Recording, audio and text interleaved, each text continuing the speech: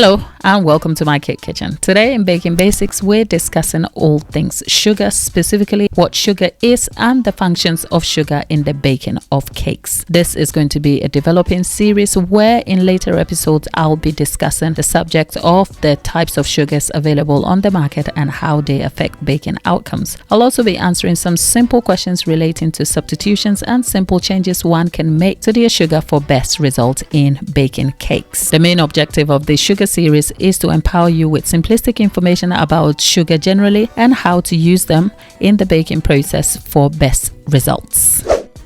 Sugar in baking is derived from a soluble sweet-tasting carbohydrate made up of a chemical compound known as sucrose. This is normally found in most plants but is produced in larger quantities in sugar beets or cane. So if your sugar isn't specifically labeled as cane sugar, it is likely derived from beets. However, there's no cause for concern as the compound structure of cane and beets are identical.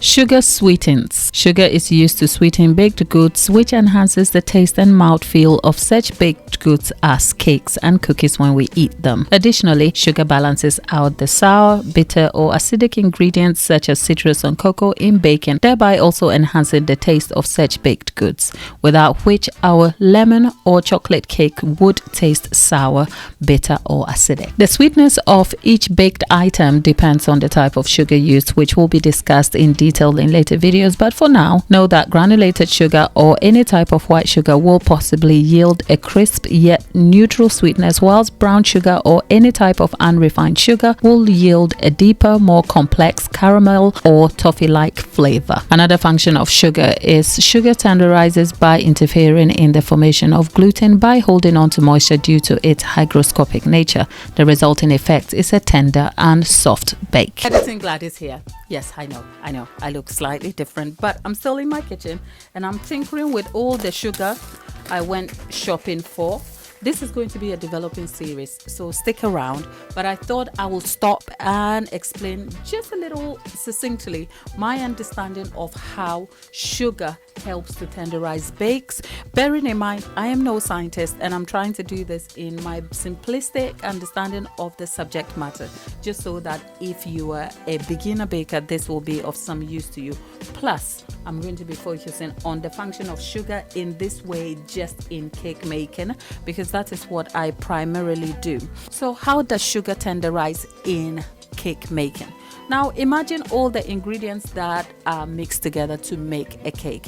I'm picking my basic vanilla cake recipe that has sugar, butter or margarine, eggs, some milk and flour.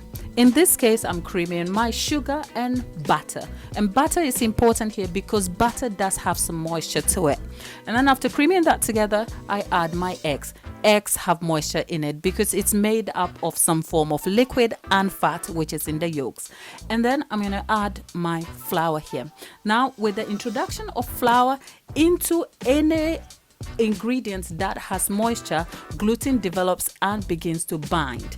And then maybe, depending on my recipe, I'm going to add a bit of milk, which is additional moisture. Now, remember, sugar at the base of the creaming process, which traps the air, now forms an important interaction here in that sugar goes in and then hooks onto the moisture, which is coming from A, butter, B, eggs, and milk, and says, let me hold on to this because I need this. By so doing, it reduces gluten's interaction with the fluids, leaving less for gluten to interact with. The less fluid or moisture you have, the less gluten is going to develop. So by so doing, you end up with a tender bake.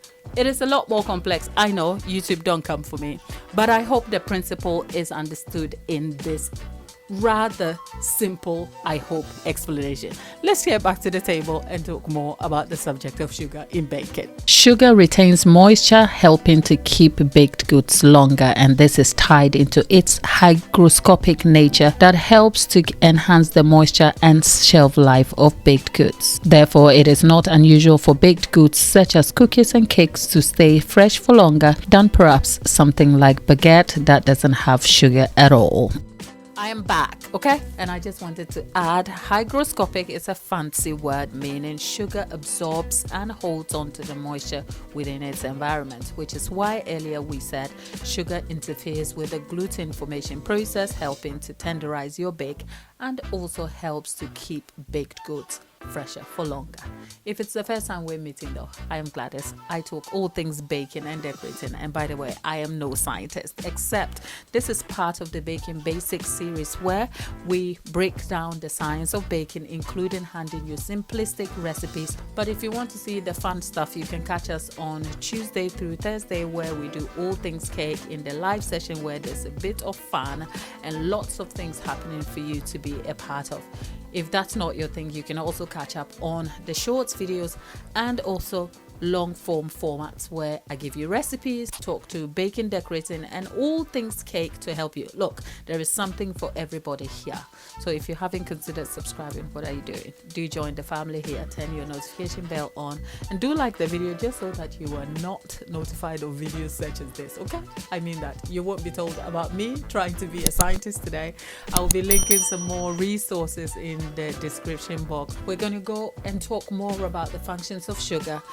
Sugar helps with leavening and contributes to structure building in recipes such as meringue. Also, when using the creaming method of making cake batter where sugar and fat are mixed together first, the main function of sugar is to create and trap air pockets, which then expands during the baking process, helping to achieve a lighter, fluffier bake. In recipes such as meringue though, sugar helps to stabilize the egg form, helping to set what will later be meringue. In the foam method of making cake batter, egg whites are whipped separately before added to a bowl of other mixed ingredients.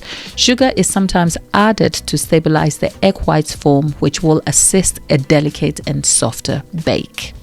Lastly, sugar aids browning and caramelization by breaking down the sugar components through heating and melting. This also helps to form new compounds, adding to the brown and golden pigment formed in cakes, cookies, pies, and other pastries. And also through Maillard reaction, a chemical reaction between proteins and sugar when exposed to heat, baked goods derive a darker, more intense aroma and complex flavors.